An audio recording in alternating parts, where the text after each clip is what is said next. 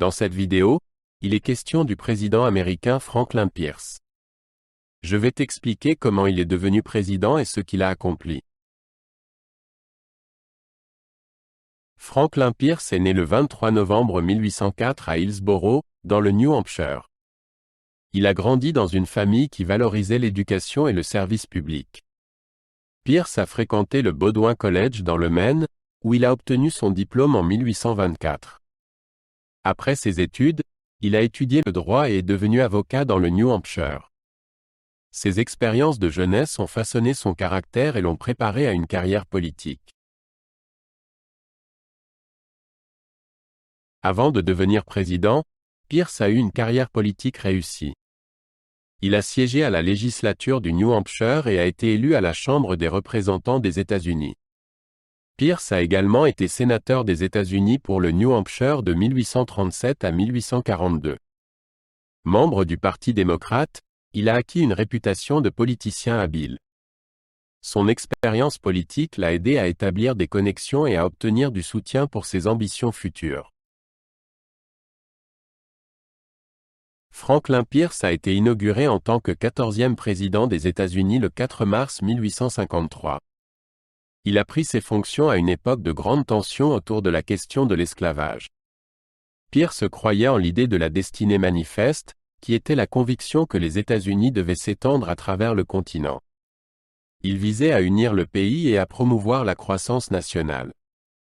Sa présidence a commencé avec de grands espoirs de progrès et d'unité. L'un des événements les plus significatifs de la présidence de Pierce a été la loi Kansas-Nebraska de 1854. Cette loi permettait aux territoires du Kansas et du Nebraska de décider eux-mêmes s'ils autoriseraient l'esclavage. La loi était controversée et a conduit à des conflits violents connus sous le nom de « Bleed-in Kansas ». Pierce a soutenu la loi, croyant qu'elle aiderait à régler la question de l'esclavage dans les territoires. Cependant, la violence et la division qu'elle a causée ont encore accru les tensions entre le Nord et le Sud. Les politiques intérieures de Pierce se concentraient sur l'expansion et la croissance économique. Il a soutenu la construction d'un chemin de fer transcontinental pour relier les parties est et ouest du pays. Pierce visait également à améliorer les relations avec les tribus amérindiennes et à promouvoir la colonisation à l'ouest. Cependant, ces politiques ont souvent rencontré l'opposition de ceux qui n'étaient pas d'accord avec sa position sur l'esclavage. La division croissante sur ces questions a rendu difficile l'atteinte de ces objectifs.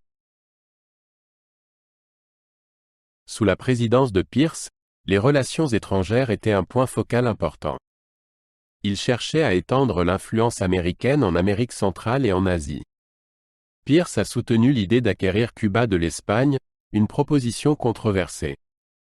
Il a également envoyé le commodore Matthew Perry au Japon pour ouvrir des relations commerciales, ce qui a conduit au traité de Kanagawa en 1854. Sa politique étrangère visait à renforcer la position des États-Unis dans le monde. Franklin Pierce est souvent rappelé pour sa présidence controversée durant une période de grande division nationale. Son soutien à la loi Kansas-Nebraska et la violence qui en a résulté ont contribué à l'accroissement des tensions entre le Nord et le Sud. Bien qu'il ait cherché à promouvoir l'unité, sa présidence est souvent considérée comme un échec dans la gestion de la question de l'esclavage. L'héritage de Pierce est complexe, car il est parfois vu comme un président qui a eu du mal à diriger en période de turbulence. Ses actions ont eu des effets durables sur le paysage politique des États-Unis. Après avoir quitté la présidence en 1857, Franklin Pierce est retourné dans le New Hampshire. Il a fait face à des critiques concernant sa présidence et s'est largement retiré de la vie publique. Pierce a continué à pratiquer le droit et est resté actif dans les affaires locales. Il a également voyagé en Europe, cherchant à échapper aux pressions politiques de son époque.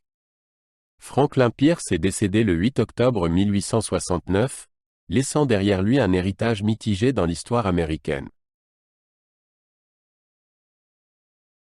Franklin Pierce a épousé Jane Mintz Appleton en 1834, et ils ont eu 3 enfants ensemble. Tragiquement, Leur seul fils survivant est mort dans un accident de train peu avant que Pierce ne prenne ses fonctions. Cette perte a profondément affecté Pierce et sa femme, et ils ont lutté contre le chagrin tout au long de sa présidence. Pierce était connu pour sa personnalité chaleureuse et ses fortes amitiés, mais sa vie personnelle était marquée par la tristesse. Ses expériences ont façonné ses vues sur le leadership et les défis du service public.